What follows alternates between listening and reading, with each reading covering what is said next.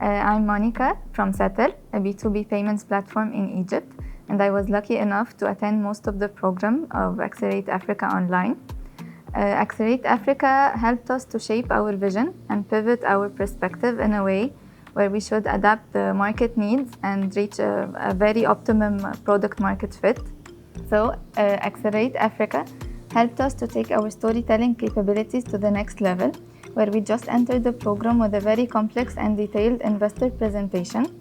And with the help of the advisors, we added the flavor of sales to the slides and the presentation, and then created a very informative and simple presentation that would tackle the market needs and the audience. On a personal level, I was taught on how to create a very efficient storyline and to tackle the problem and then gain the attention of the audience in no time. And another aspect, Accelerate Africa helped us to take the right decisions in very major topics such as onboarding process, white labeling offering, and the data privacy, and many other issues. And luckily, we were paired with amazing advisors that helped us to shape our way going forward.